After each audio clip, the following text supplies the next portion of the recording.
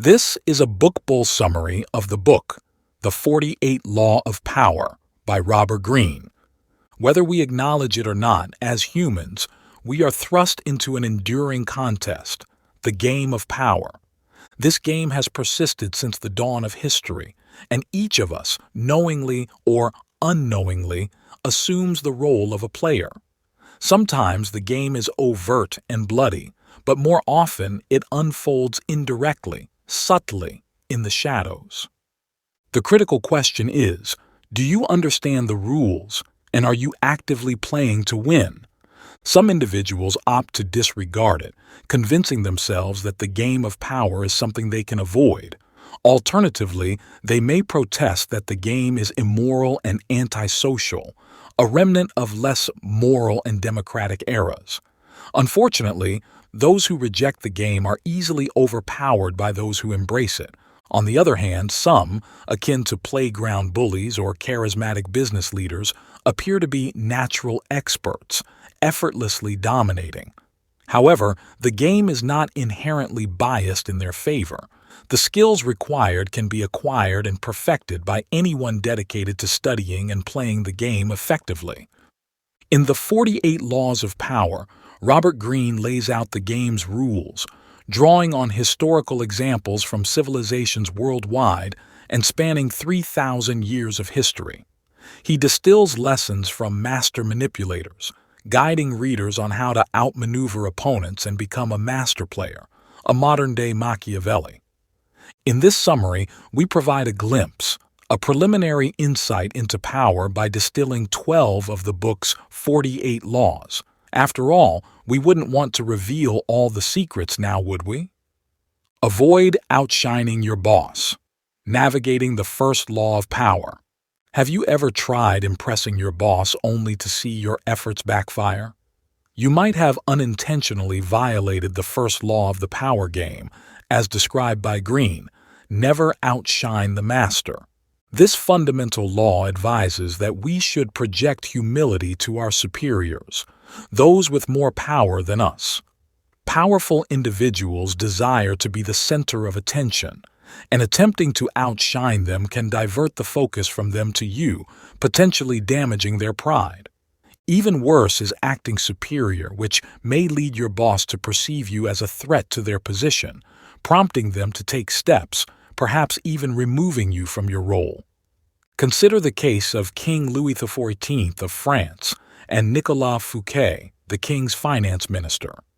Despite being a smart and loyal advisor, Fouquet's efforts to impress the king by hosting an extravagant party led to his arrest the next day.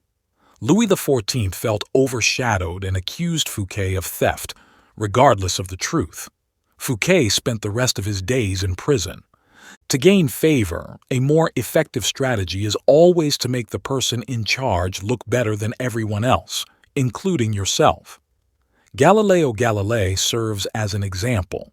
Needing funding for his research, he linked his discovery of Jupiter's 4 moons to the Medici family symbol, securing a salaried position by aligning their name with cosmic significance. This approach spared him from begging for funding ever again. Claim recognition for others' efforts, while safeguarding your own. Have you ever thought about taking credit for someone else's work by cleverly incorporating snippets into your own? Perhaps you discreetly borrowed answers during a math test. Whether you have or haven't, the reality is that gaining power often involves leveraging the efforts of others to your benefit. Why exert your energy when someone else can do the work for you? Consider the case of Serbian scientist Nikola Tesla, who worked for the renowned inventor Thomas Edison. Surprisingly, it was Tesla, not Edison, who played a pivotal role in enhancing Edison's primitive design to create the famed dynamo. Despite Tesla's year-long laborious effort, often working 18-hour days, the dynamo is now attributed solely to Edison.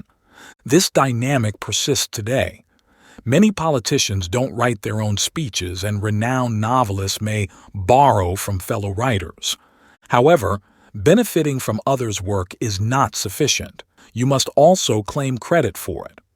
Edison and his company took full credit for Tesla's contributions to the dynamo, even though Edison had promised Tesla $50,000, which he never shared. Tesla's experience serves as a reminder that the credit attributed to an invention or creation is as crucial as the creation itself. If you don't claim credit, someone else might seize your idea, taking all the recognition that accompanies it. Establishing control over someone involves building a connection with them, often by pretending to be their friend. Gain insight, understanding your competitors for strategic advantage, encountering challenges and outsmarting the competition. Predicting your competitors' strategies can be tricky, but here's a powerful trick to seize control. Gather crucial information about the individuals you aim to influence. To gain something from someone, understanding their plans, weaknesses, and desires is key. This knowledge not only earns their favor but also guides their actions. Consider the case of art dealer Joseph Duveen in 1920, who sought to win industrialist Andrew Mellon as a client.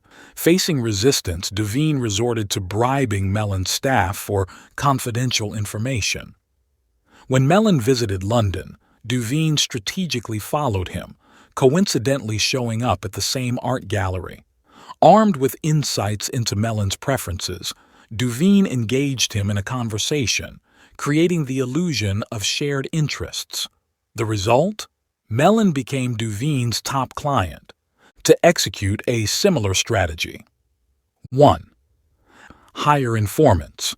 Employ individuals to gather information. 2. As a spy. Play the role of a friend to the target. While hiring spies is common, it comes with risks as their honesty may be questionable. For accuracy, personally engaging in espionage is the best approach. People are more open when they consider someone a friend, making this strategy highly effective, though not without its challenges. Keep your competitors guessing. Confound them by acting unpredictably. Harness unpredictability for competitive edge. It's common knowledge that most people dislike sudden changes. But did you realize that you can leverage unpredictability to gain a competitive advantage? Acting in an unpredictable manner can keep your competitors on their toes, throwing them off balance. Here's how. In competitive situations, opponents often try to understand you by observing your habits and decision-making.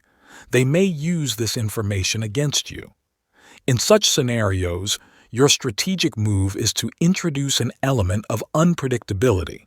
Being unpredictable shields you from easy comprehension, instilling intimidation and unease in your competitors.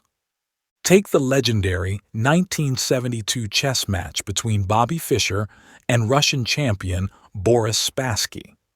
Fischer understood that Spassky's approach involved targeting the routines and predictability of his opponents. To counter this, Fischer played as unpredictably as possible. Even leading up to the match, Fischer created uncertainty about his attendance in Reykjavik, where the match was set to take place. When he did arrive, it was moments before the match faced cancellation due to his supposed absence.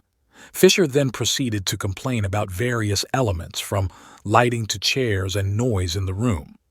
During the first match, Fischer intentionally made careless mistakes and gave up, a surprising move considering his reputation for persistence.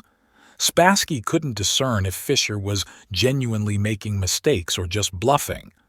This left Fischer in a favorable position. When your competitor is sufficiently puzzled, you're primed for victory. Why? Puzzling your opponent will divert his focus towards explaining your behavior, distracting him from the task at hand. This distraction provides you with an opportunity to strike. After 2 chess games, Fischer began winning consistently with bold moves. Spassky conceded, and Fischer was crowned world champion. Gain strength by yielding to a stronger opponent. Empower yourself. The strategic choice of surrendering to a stronger opponent. Have you ever faced an opponent where victory seemed impossible? While the instinct may be to fight relentlessly, that isn't the path to power. So, what should you do when confronted by a more powerful adversary? Consider surrendering. This might seem counterintuitive, as humans typically engage in battle to defend themselves. However, when faced with overwhelming competition, the wisest move is to surrender. Why? By surrendering or convincingly appearing to do so, you can prevent substantial harm from being inflicted. Moreover, your opponent, thinking they've triumphed, may let down their guard. This moment presents a golden opportunity for you to regroup, regain strength, and strategize your next move. Take the example of Bertolt Brecht, a writer with revolutionary communist ideas who faced a congressional investigation in the United States post-World War II. While his radical peers challenged authority with chaos, Brecht remained calm and cooperated. His good behavior led to his release, and the government even offered assistance with his immigration process.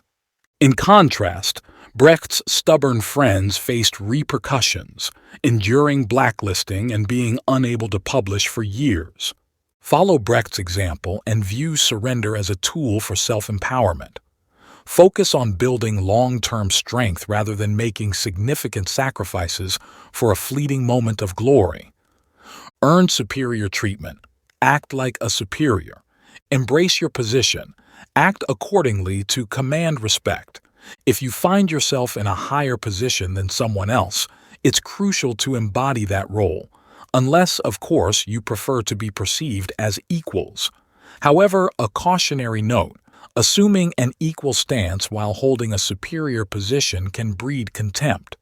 Consider the case of Louis Philippe, the King of France in the 1830s and 1840s, who disregarded royal traditions and symbols, opting for a gray hat and an umbrella instead of the crown and scepter.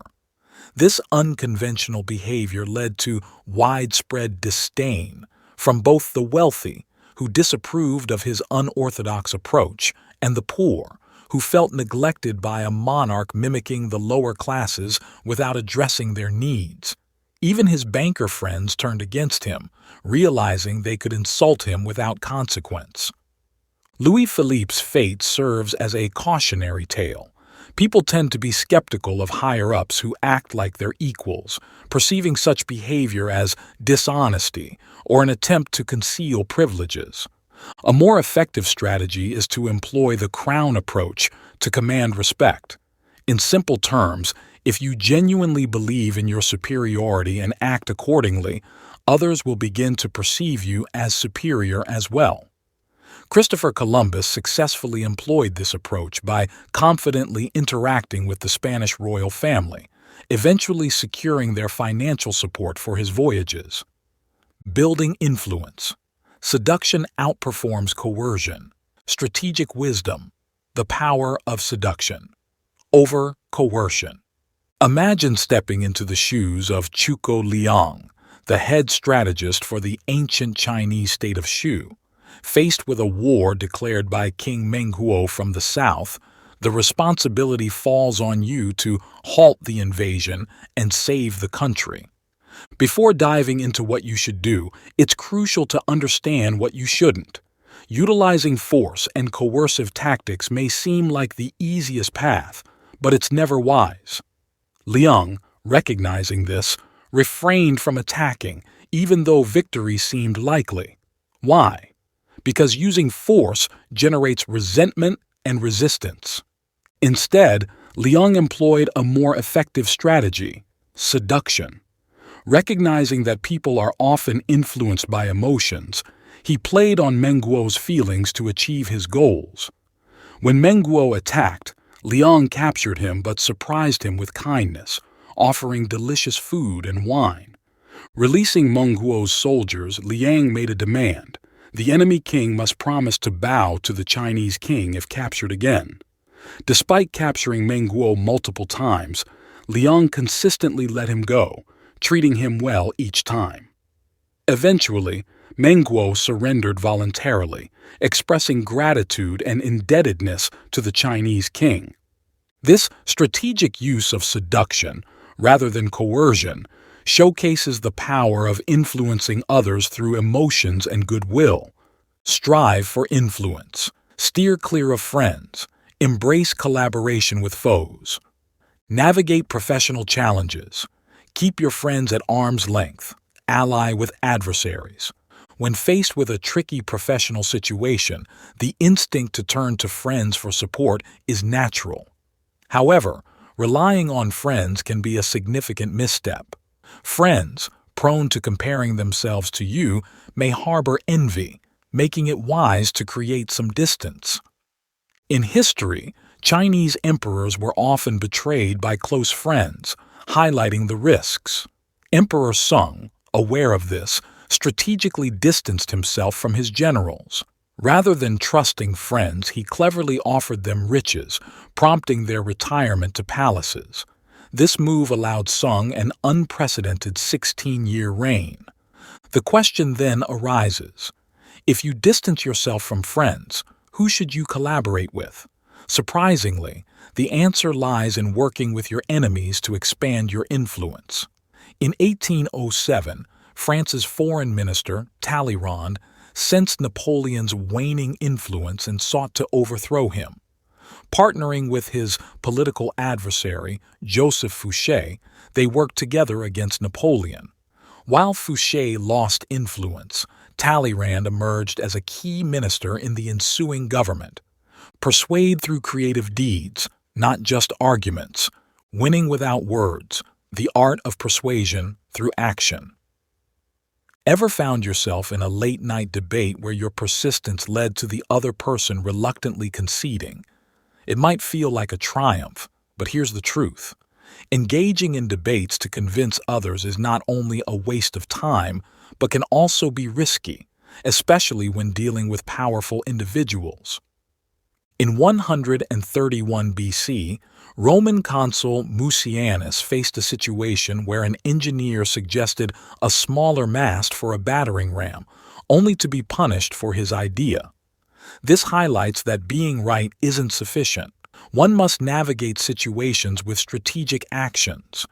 Rather than insisting on your correctness, a more effective approach involves clever actions that ensure your idea prevails while giving the illusion of agreement.